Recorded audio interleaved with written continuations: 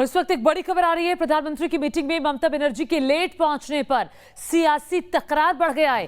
BJP ने ममता पर लगाया है अपमान करने का आरोप। आपको बता दें, मध्य प्रदेश के मुख्यमंत्री शिवराज सिंह चौहान ने ममता बनर्जी पर हमला बोला है और कहा कि दीदी का आचरण बंगाल के लोगों का अपमान है।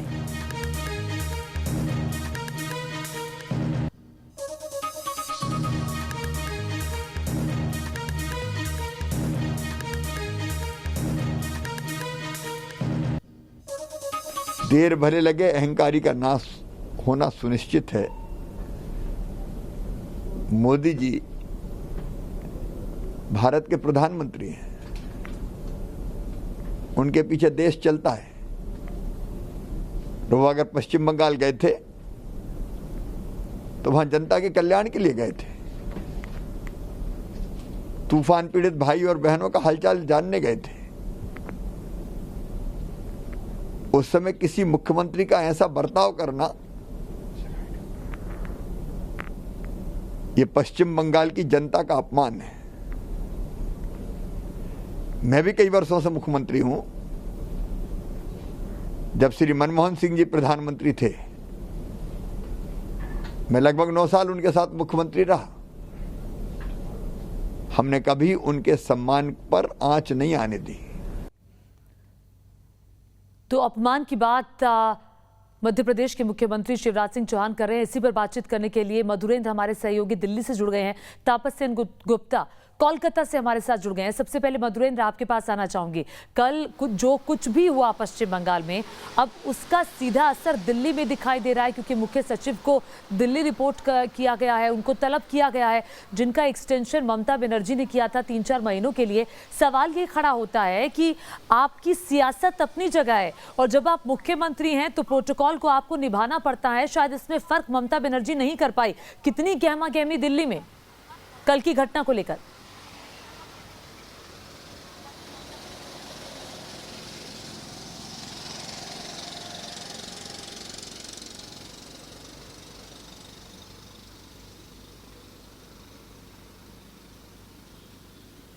मधुरेंद्र, आवाज आ रही है? जी देखिए, आपका सवाल बिल्कुल वाजिब है और इस सवाल के जवाब के तौर पर हम देखें तो सियासी जो हलकों में इस वक्त की गर्माहट बतला रही है कि चुनाव के दौरान की जो टकरार है दरअसल चुनाव के बाद भी जारी है। जबकि एक वक्त लोकतंत्र में इस तरह की घटना की अपेक्षा नहीं की जाती है, तब जबकि आपदा से बंगाल एक तरह से गुजर रहा है, जबकि लाखों की संख्या में देखा जाए तो वहां पर जो प्रभाव है खासतौर पर इस समूचे तूफान का, वो आम जनजीवन पर दिखाई दे रहा है। और ऐसे में जो सेंटर और स्टेट के बीच का कोऑर्डिनेशन है वो पूरी तरह से धराशायी है, जो कि बतला रहा है कि जो संवैधानिक व्यवस्था है दरअसल बंगाल में वो भी चरमरा गई है। और ऐसे में साफ तौर पर जो है कटघरे में कहीं न कहीं ममता बनर्जी खड़ी हैं, इसलिए क्योंकि कल का उनका व्यवहार, उनका संवैधानिक मर्यादाओं के पालन करने का जो एक तरह से हम देखें तो वचन, वो सब कुछ धरा का धरा रह गया। जब प्रधानमंत्री खुद इंतजार करते रहे और आधे घंटे तक इंतजार करते रहे इस बाबत की बंगाल को राहत दी जाए, लोगों तक राहत पहुंचाई जाए और केंद्र किस तरह से इंटरवीन कर सकता है उसको लेकर मुख्यमंत्री से बात की जा सके। जी ठीक है, सीधे कोलकाता का रुख करते हैं। तापस सेन गुप्ता हमारे साथ मौजूद हैं। संवैधानिक मर्यादा का ख्याल ममता बनर्जी ने नहीं रखा। अब तापस, ममता बनर्जी कुछ भी बोले, कुछ भी सफाई दे, अब शायद वो सफाई नाकाफी ही साबित होगी, क्योंकि इसके आगे कोई सफाई काम नहीं आएगी। किस तरह की सुगबुगाहट मुख्य सचिव को बुलाने के बाद कोलकाता में? जी देखिए, अभी एक पूरी तरह से चुप्पी साधी है। मतलब अगर आप राज्य सरकार की बात करें, तृणमूल कांग्रेस की बात करें या फिर बीजेपी की बात करें, क्योंकि दोनों पार्टियों का ये कहना है कि एडमिनिस्ट्रेटिव मैटर है और इसमें सियासत करना सही नहीं होगा। तो उम्मीद जता रहे कि 3 बजे तक मुख्यमंत्री ममता बनर्जी वो एक प्रेस कॉन्फ्रेंस करेंगी और शायद इस बात का जिक्र वो कर सकती है। लेकिन जो चिट्ठी कल आया, उस चिट्ठी में बाकायदा सिर्फ ये इतना लिखा हुआ था कि मुख्य सचिव आलापन बंदोपाध्याय को नॉर्थ ब्लॉक में सुबह 10 बजे 31 मई को मौजूद होना है, रिपोर्ट करना है वहां पर। अब सवाल जो यहाँ पर अटकलें लगाई जा रही है कि 31 मई 2021 को आलापन बंदोपाध्याय का रिटायरमेंट का दिन था, लेकिन पिछले हफ्ते एक रिक्वेस्ट भेजा गया था राज्य सरकार से सेंटर के पास कि मुख्य सचिव का 3 महीने का एक्सटेंशन करवाया जाए, क्योंकि कोविड मैनेजमेंट और दूसरा डिजास्टर मैनेजमेंट, ये जो साइक्लोन के बाद डिजास्टर मैनेजमेंट, तो वो पूरा देख रेख खुद कर रहे थे आलापन बंदोपाध्याय, तो उनका होना ज़रूरी है।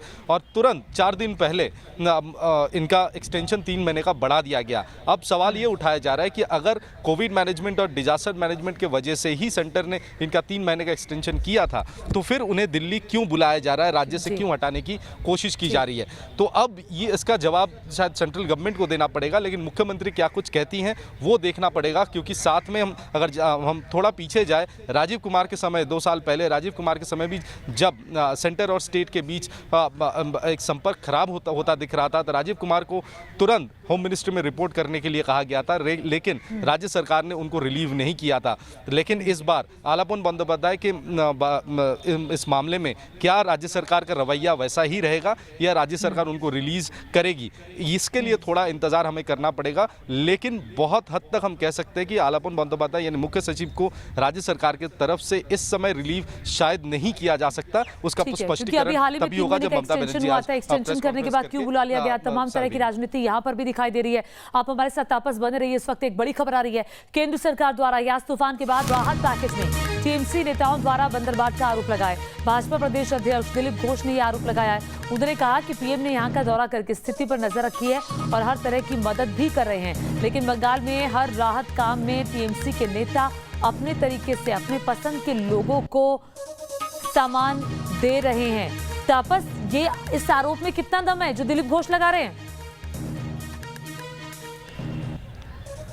जी देखिए, कुछ इलाकों में ऐसी खबरें आई हैं, खास कोलकाता के भवानीपुर में ही ऐसा आरोप देखने को मिला, क्योंकि जहां पर पानी भरा हुआ था। रुद्रनील घोष जो टीएमसी के उम्मीदवार थे भवानीपुर से, वो कल गए थे वहां पर कुछ सामग्री देने के लिए लोगों को, लेकिन उन्हें रोका गया। तृणमूल कांग्रेस की तरफ से यह आरोप लगाया गया और कुछ इलाकों में ऐसी खबरें आ रही हैं। हालांकि बीजेपी की तरफ से बयान तो दिया गया, लेकिन तृणमूल की तरफ से कोई ऐसी टिप्पणी नहीं दी गई। लेकिन मुख्यमंत्री ने कल बतौर साफ कर दिया कि जो भी रिलीफ मटेरियल है वो सीधा सरकार के तरफ से एक रिलीफ कैंप बनाया जाएगा हर गांव में, उस रिलीफ कैंप से डिस्ट्रीब्यूट किया जाएगा। उससे पहले किनके घर में क्या नुकसान हुआ उसको लेकर एक एप्लीकेशन देना पड़ेगा सरकार को। उसके बाद और पैसा जो जाएगा वो पैसा पूरा डायरेक्ट बेनिफिशियरी ट्रांसफर होगा, डीबीटी उनके बैंक अकाउंट में चला जाएगा सीधी तरह। पिछले बार अम्फान में जिस तरह से हमने करप्शन देखा था, जिस तरह से तृणमूल कांग्रेस के नेता मंत्रियों पर आरोप लगे थे कि लोगों के रिलीफ मटेरियल को लेकर वो सियासत कर रहे हैं, इस बार वो ना हो इसको लेकर सचेत है। लेकिन उसके बावजूद भी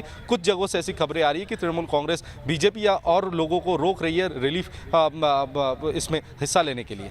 ठीक है मधुरेंद्र, अभी जब मैं तापस से पूछ रही थी कि क्या अल्पन बंदोपाध्याय हैं, क्या अब ममता बनर्जी उनको रिलीज करेगी क्योंकि उनको दिल्ली तलब करने के लिए कहा गया है और 3 महीने के लिए एक्सटेंशन अभी 3-4 दिन पहले ही उनका बढ़ाया गया था। ऐसे में अगर पश्चिम बंगाल की मुख्यमंत्री की तरफ से उनको नहीं छोड़ा जाता है तो क्या स्थिति, किस तरह की स्थिति उत्पन्न हो सकती है और क्या हो सकता है? देखिए, फिलहाल की स्थिति में केंद्र ने डीओपीटी उनको तलब किया है और जाहिर तौर पर अब जो एक तरह से जिम्मेदारी बनती है राज्य सरकार की कि वो कब तक उन्हें रिलीव करती है। लेकिन समूचे घटनाक्रम में पहला बलि का बकरा अगर कोई बनता दिखाई दे रहा है तो अल्पन बंदोपाध्याय हैं, जो कि चीफ सेक्रेटरी हैं वेस्ट बंगाल के।